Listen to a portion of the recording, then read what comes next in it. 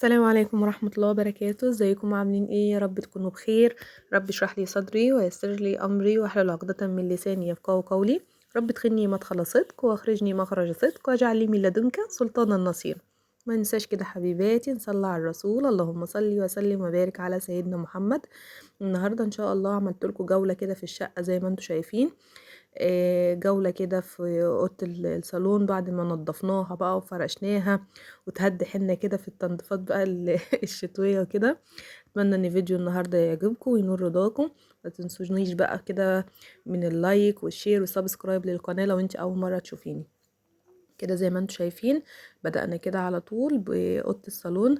زي ما انتم شايفين كده نضفنا كل حاجة مع بعض، والنيش والصالون كل حتة صراحة ما سبناهاش الا لما نضفناها يعني. فاتمنى ان فيديو النهاردة كده يعجبكم ان شاء الله. النهارده هنعمل غدا حلو بقى كده ونعوضهم عن الايام اللي فاتت بقى اللي احنا ايه كنا بنكروتهم فيها يعني. تعالوا بقى كده نطلع من الأوضة دي ونخش بقى كده ايه نوريكم الأوضة التانية. هنا دي كده اوضه الولاد. طبعا انا كنت عامله تغيير الاول. بصراحه في الصيف بحب اجيب السرير اللي انتوا هتشوفوه معايا كده، اللي هو التاني بقى اللي في الوش اللي واحنا داخلين على ايدنا اليمين، بحب اجيبه تحت الشباك. ليه بقى يا بنات بحب اعمل الحركه دي بصراحه في الصيف؟ عشان بيوسع معايا الاوضه جدا، وبنبقى طبعا الاوضه دي بيبقى فيها التكييف كده، فبنبقى قعدتنا كلنا فيها بقى، بناكل فيها قاعدين فيها نايمين فيها كل حاجه صراحه. فبحب ان انا اوسع الاوضه شويه، انما لما السراير بتتحط كده بالطول بتبقى يعني ايه المساحه ضيقه شويه. فهنا كل حته كده في الاوضه اتمسحت كده زي ما انتوا شفتوا معايا، وركبنا بقى غيرنا كده حطينا الستاير التانية، وهنا حطينا بقى كده ايه كفرتيات كده خفيفة.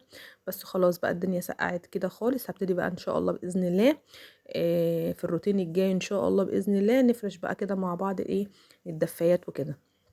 هنا كانت الأوضة بقى خلاص خلصت معايا، وبقى ده الشكل النهائي بتاعها. وفرشنا السجاد كده بقى ورشينا المعطر فيها، وبقيت بسم الله ما شاء الله يعني زي ما انتم شايفين كده. استاهل بقى لايك ولا لأ؟ تعالوا بقى كده على طول نخش بقى ايه على الصالة. هنا كان في غلطة بس في تركيب الستاير. طبعا بقى إيه، احنا في الوقت ده بكون خلاص بقى ايه هيست وتعبت والله في نفس الوقت كده. فان شاء الله بقى كده ايه ابقى انزل الماسورة ديت واظبط الستاير يعني.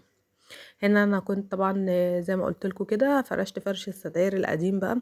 انتوا عارفين الاجواء الشتويه دي بتبقى غير الصيفيه خالص، يعني بتبقى كلها اتربه بقى وكده وكلام من ده. هنا بقى شلت الجناب كمان خالص المره دي، ما حطيتش جناب كده للستاير بتاعه البراقع ولا حاجه. قلت اكتفي كده بالستاير الخفيفه ديت، مع ان المفروض ان انا احط التقيله في الشتا يعني. بس قلت اكتفي كده بدي على اساس ان انا ايه افتح المكان شويه. كان في حد كتب لي قبل كده في الكومنتات وقال لي يعني ايه ان الفرش دوت مع الصاله الوانها كتير قوي مع بعض. فانا صراحه حاطه كل الحاجات دي كده مؤقتا لغايه ما ان شاء الله باذن الله هنشوف هنعمل ايه مع بعض بمشيئه الرحمن الايام الجايه. تعالوا بقى نخش كده على المطبخ. وادي كده شكل المطبخ كمان. طبعا ما بستغناش خالص عن القوارير بتاعه الميه دي. اللي هيقول لي انت حاطه قوارير ميه ليه، هقول لكم لان انا في دور رابع والميه يعني ايه بتبقى مغلبانه شويه، فلازم اكون حاطه ميه عندي يعني. فبحتفظ صراحه بالقوارير دي، بتبقى احسن من الازاز بقى واللبخه وازازه تقع كده لا ازازه مش عارفه ايه لا. فدي بصراحه كده الميه بتقطع اخد القارورة كده على الرخامة واستخدمها وبتخلص واملاها تاني. وهنا الشكل المطبخي كده يعني هو بسيط مفيهوش بقى تفاصيل كتير ولا حاجة. نقلت الصفاية بصراحة، خدتها من الجنب اللي هناك دوت، حطيتها من هنا كده كنوع من انواع التغيير يعني، بس مش اكتر عشان افضي تحت الصفاية اللي انتوا شايفينها دي. وادي المطبخ بقى ما سبتش حته فيه صراحه لما لمعتها وغسلتها، والشباك والشفاط وكل دوت طبعا احنا شاركناه مع بعض يعني. وادي كده شكل المطبخ بتاعي بقى، الحمد لله والشكر لله، ربنا يعطينا ويعطيكم الصحه والعافيه، اللهم امين يا رب العالمين. هنا بقى ايه بصوا البوتاجاز بيلمع ازاي. لو يفضل كده بقى على طول، بس طبعا استحاله يعني مع الولاد بقى وكده يعني ربنا يهديهم. هنا كنت معلقة يعني كان عندي الاخرام ديت في الحيطة مكان المطبخ الاول كان في الجنب ده، الجنب اللي هو فيه الصواني والعلقه اللي هي عليها الفوطه وكده. بس بصراحه انا نقلته الجنب ده كده، موسع معايا المطبخ بصراحه، وشايفاه ان كده احسن. خطيت العجان بتاعي كده علشان التراب وكده. وهنا كده المطبخ بقى بالشكل دوت معايا، يعني بسم الله ما شاء الله زي ما انتم شايفين. معلش بقى لو انا بتكلم بسرعه، انا مش عايزه الفيديو بقى بصراحه يطول عليكم، يعني كفايه الفيديوهات بتاعت الايام اللي فاتت كانت طويله جدا يعني. فسامحوني بقى كده وقولوا لي بقى كده ايه رايكم في الفيديوهات بتاعتي بقى يا بنات. هنا بقى ايه، كده انا مديه ظهري للحيطه، وده كده شكل المطبخ بتاعي بقى كده من الوش يعني. هو الحمد لله ما فيهوش تفاصيل كتير، والرخامه زي ما انتم شايفين كده يعني لفاها كده حوالين القطعه دي بس يعني. هنا بقى هنعمل غدا كده مع بعض بقى على السريع، لان بقى قلنا بقى نعوضهم الايام اللي فاتت كده، ونعمل لهم اكله حلوه بقى ايه، نعوضهم فيها بقى التعب بقى والجبنه بقى واللانشون والكلام دوت. حطينا كده شويه زيت مع معلقه من السمنه، ونزلت كده ببصلايه حلوه كده زي ما انتم شايفين. عايزه اقول لكم بقى اكلات الشتاء بتبقى حلوه جدا، يعني ايه يعني بتساعدنا ان احنا ناكل، عكس الصيف تماما. الصيف بتبقى عايزه دايما نواشف ومش عايزه تاكلي كده ولا حاجه. حطيت كده برضو شويه زيت تاني، حسيت ان هي عايزه شويه زيت، ونزلت معايا كده بعود من القرفه، وكام ورقه كده من ورق اللورا، وواحده اللي هو الليمون المجفف، وسنه بسيطه كده من الكركم. وهنا بقى كنت جايبه توابل يا بنات، الكبسه ريحتها تحفه. ايوه هنعمل النهارده كبسه مع بعض. عايزه اقول لكم الطريقه دي جميله جدا، وانا بصراحه بحبها كده يعني، بصراحه يعني بحب اعمل لها بصله كده واشوحها كده ادبلها، وانزل عليها بقى بالبهارات بتاعه الكبسه دي، بتخلي ريحتها جميله جدا. هنا بقى هدي تقليبه كده للرز. الرز بتاع النهارده بصراحه ما نقعتوش، انا غسلته بس. في انواع رز كده يعني ايه مش بتاخد معانا ميه كتير. في نوعية رز اللي هو بيبقى الغامق ده بصراحة بتنقعيه وبيقبل معاكي المية، انما الرز الفاتح ده يعني بتغسليه وبتستخدميه على طول. فدي كانت نوعية الرز بتاعتي، كانت فاتحة، فبصراحة ايه انا فهمت له يعني. بعد طبعا ما شوحت الرز معايا وبقى زي ما انتم شايفين كده شكشك في الحلة كده، نزلت عليه بقى ايه بالمية المغلية، واديته كده رشة بسيطة من الملح، ما نكترش الملح لان التوابل بتبقى فيها ملح. وهنزل كمان كده بقرنين من الشطة. وكده خلاص بقى هسيبه بقى كده الرز يتشرب معايا خالص، وبعد ما يتشرب ههدي النار عليه واحط له كده الصاجة او الشياطة، ويبقى هو كده ايه هيتلدن مع نفسه. هنا بقى جبت الصينية بتاعتي ونزلت كده بحتة من اللية. بعشق جدا لما بيكون يعني الاقي لية كده متوفرة قدامي بصراحة، بجيبها وبحتفظ بيها في الفريزر. يعني عايزه اقول لكم بتبقى كنز في البيت والله، بتودي الاكل ده في حته تانية خالص. حطيت كده حته من اللي مع شويه من الزيت، وسبتهم صحوا كده شويه مع بعض. ونزلت هنا بقى ايه، ده طبعا مش كله توم يعني، نزلت كده بكام فص من التوم، على قرنين فلفل بقى احمر واخضر وشطه.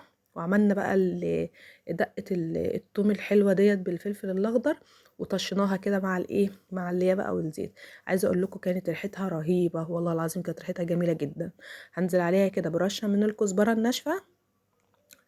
وهنحط بقى ايه، هنعمل مع بعض النهارده كبده بطريقه جميله جدا بقى، هتشوفوها معايا دلوقتي. ويا ريت بقى تجربوها كده وتكتبوا لي بقى في الكومنتات. عايزه اقول لكم بقى ايه، ريحه التومه المتشوحه ديت بالفلفل مع الليه تحفه والله العظيم. هنزل بس كده بطشه بسيطه من الخل، هتحسسك بقى ايه، انت هتشم ريحه الفته، بس هي بقى هتبقى ايه يعني كبده بقى من اللي انت بتشميها وانت ماشيه في الشارع دي والله. كده خلاص هنزل بقى معايا كده ايه بالكبده بتاعتي. طبعا انا مخليه الراجل مقطعها لي، كانت عصافيري خالص. عايزه اقول لكم اللي في الكبده دي انا ببقى متبله الكبده، بحب جدا ان انا اتبل الكبده بتاعتي برشه من الزعتر ورشه من الروزماري ورشه من الفلفل الاسمر. هنا بقى بعد طبعا ما بحطلهاش ملح خالص في الفتره دي، حتى في التتبيله ما بحطلهاش ملح.